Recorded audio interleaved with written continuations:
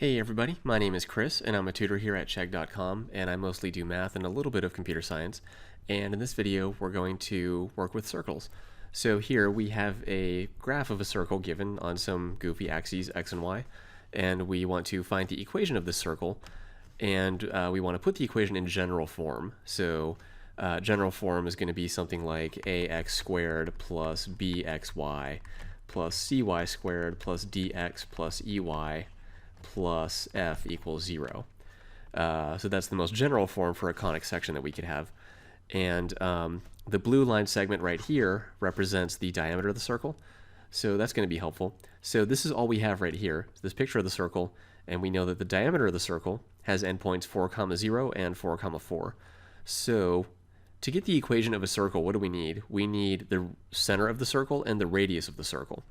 So all we have are the endpoints of the diameter, basically. So how do we use that? Well, remember that if we have the diameter, the center of the circle is actually the midpoint of the diameter here. So we just need to remember the midpoint formula and apply that here.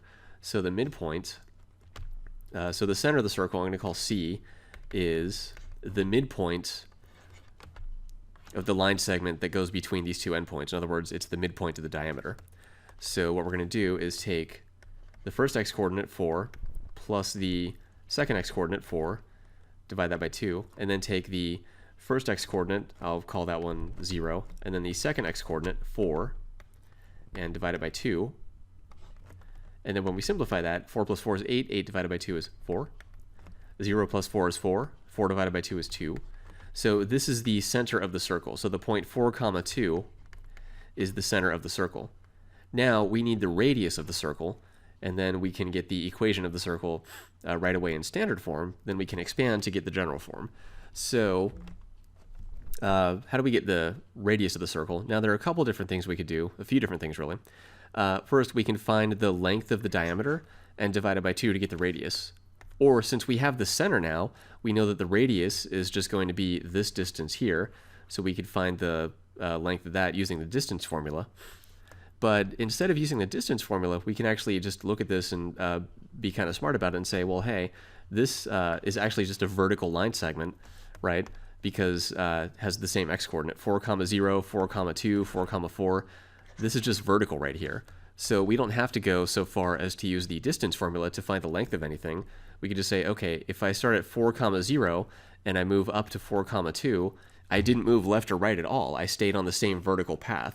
And I moved up 2 units. I went from 4, 0 to 4, 2.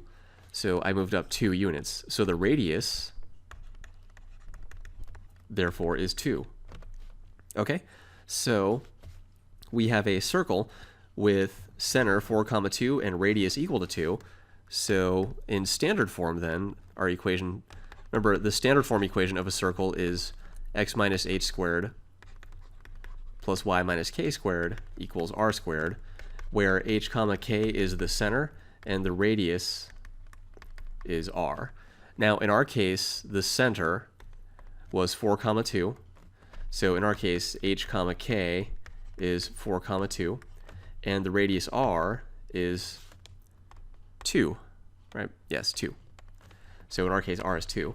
So what we have is x minus 4 squared, okay, because h is 4 and k is 2, plus y minus 2 squared, because k is 2, equals 2 squared.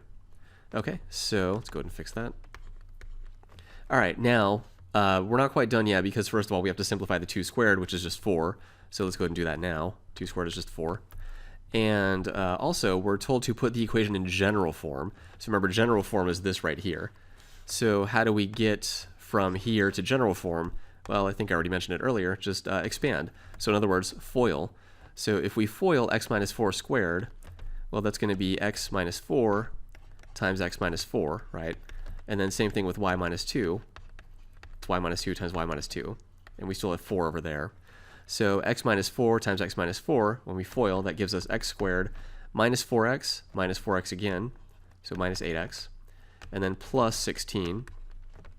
And then when we do that over here, we get y squared, I have a plus y squared here, minus 2y gives us minus 4y, and then we have plus 4, and then still equals 4 over here.